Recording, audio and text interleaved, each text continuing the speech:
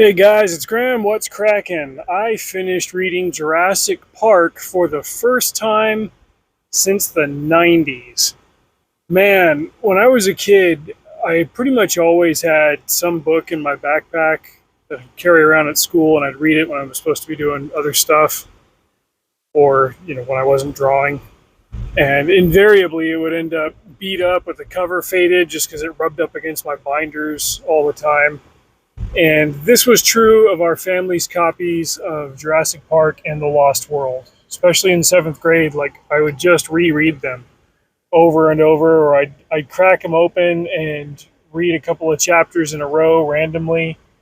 I miss having that relationship with books. I think now doing that would drive me nuts, and I also read at a much higher volume, so I don't get hung up on one book.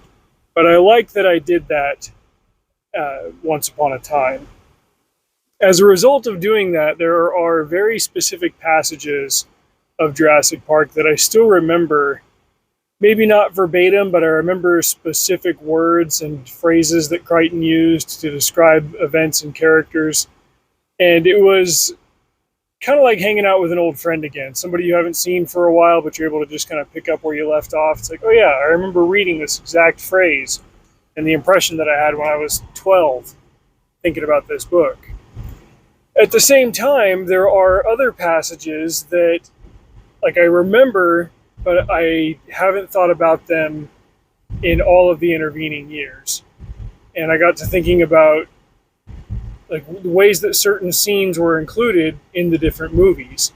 The scene in the Lost World movie where the little girl goes up the beach and she gets attacked by the compies, that was in this book in the beginning. They wanted to use that one more in the second. The scene in the newest movie, in Rebirth, where the girl drags the inflatable raft out and there's a T-Rex sleeping right there because it just had a big old kill, and the act of inflating the raft ends up getting the T-Rex's attention. That scene played out pretty much exactly like that in the book, and I'd forgotten about it. Only in this case, it was Dr. Grant and Tim and Lex instead of this random cast of made-up characters for Rebirth. No, they're all made up. Yeah, they are. The show now is the movies now are very far removed from any of the characters that were in Crichton's novel.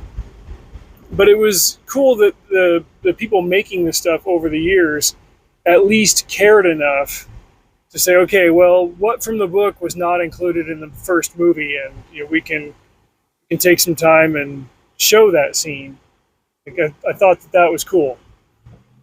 The sojourn in the story with Alan and Tim and Lex was a lot more involved than it was in the movie. They get to experience escaping from a T-Rex a couple of times. They escape Dilophosaurs. They go down a river for quite a long stretch of time. The situation with the power is a little bit more complicated, but basically the same.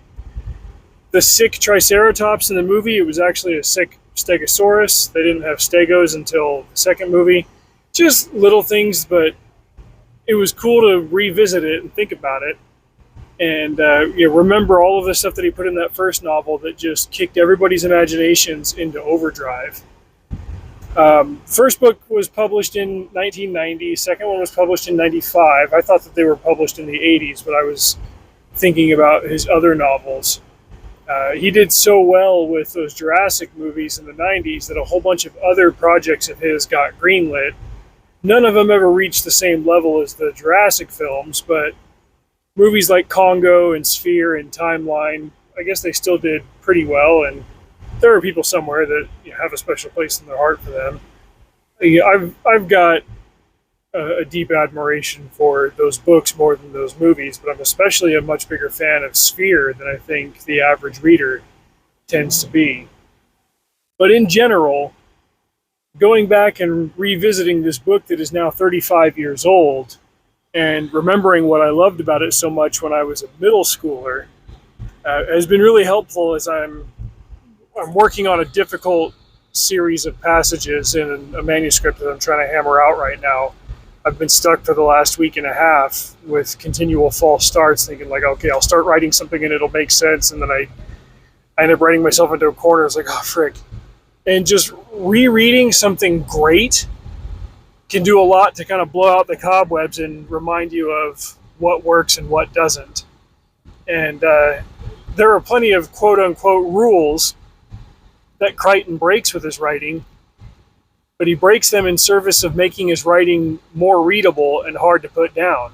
If you get so hung up on the fact of, like, oh, if you're going to do third-person omniscient, you can't just suddenly transfer over to third-person limited. Michael Crichton comes along and says, no, the hell you can't. Watch me. Info dumping is bad. My name is Michael Crichton. I will info dump as I please. He doesn't go on and on at length. Like he does so with a point. People who recognize info dumping are actually just recognizing that they are bored.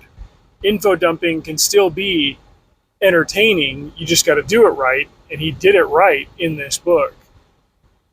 There are other things that stand out to me. I think I wrote up something for Upstream last year. I was comparing the differences between Jurassic Park, the novel, and the movie. There were a couple of characters that appear in the text that didn't make it on screen. The characters of Ed Regis and Donald Gennaro were combined into just Gennaro. Gennaro ended up making it off of the island. What people who haven't read the book won't know is that in the book, John Hammond was kind of a piece of crap.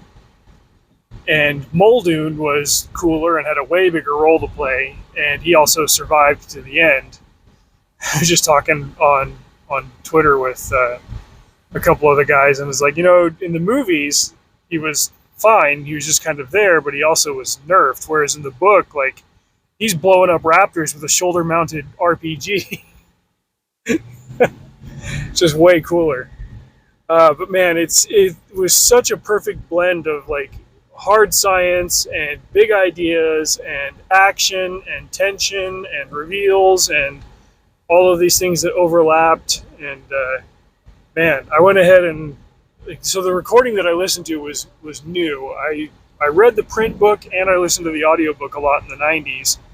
I don't know who narrated it before. The new narrator from this edition of about 10 years ago is Scott Brick, who, like, generally I find him kind of bland. He did a good job on this one, but it's a more recent production. And now there's also a narration of The Lost World that he did. So I went ahead and wish listed that, and I'll pick it up in the next couple of months and give that one a reread. But man, it was nice to revisit something and remember what I loved about it, and especially to see that it is held up. Michael Crichton really was, like, when he was on, he was on. I will close by not offering a criticism so much as an observation, and that's that he tended to write similar ideas throughout his career. In the 70s, I want to say he wrote a screenplay for a movie called Westworld, which was later done into an HBO series about 10 years back.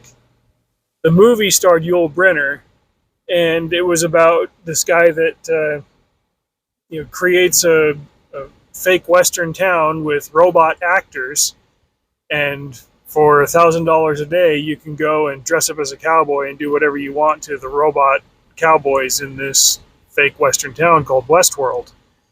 But something goes wrong, and the robots rise up against the tourists and the park guests, and oh my gosh, we've got to survive it. Obviously, that same idea was central to Jurassic Park, and then it recurred again in Timeline, which came out in 2000, I want to say.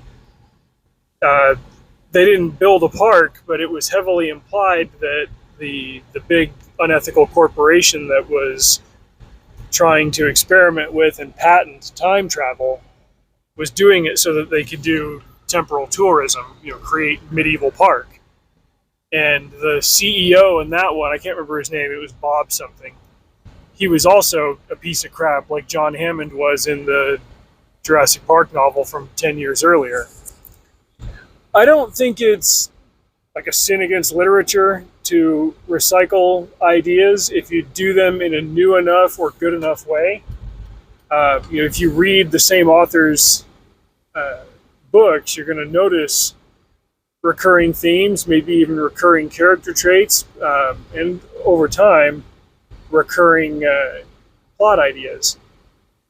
I suppose as long as you can tell that they're not doing a find and copy and replace with character names and place names and stuff. It's like, if you're giving me a new story with the same idea, you're just taking it in a different direction or putting a new skin on it. And in Crichton's case, the hard science itself is a character or a feature. If you're still giving me something new and different, and you execute on the level that Crichton did, oh crap, am I going to make this? Then you can do great. That was not a cop, right? No, it was not. Thank goodness. Anyway, now that I'm driving through a construction zone in front of a school, I'm going to let you all get back to it. If you've never read Jurassic Park, check it out. Obviously, there is dino munching mayhem and people getting hurt and torn up and stuff. Language-wise, this one, it only goes up to the S-bomb and some religious blasphemous exclamations. I remember there being the bombs of F in the second book, but this one didn't go that far. Man, Crichton knew what he was doing. What a unique talent. Gone too soon at 67. Nevertheless, I'm glad that his work continues to endure and that, unlike other things I enjoyed when I was 12, I can imbibe of it now that I am 41 and enjoy it just as much as I did back then. Drive safe. See you out there.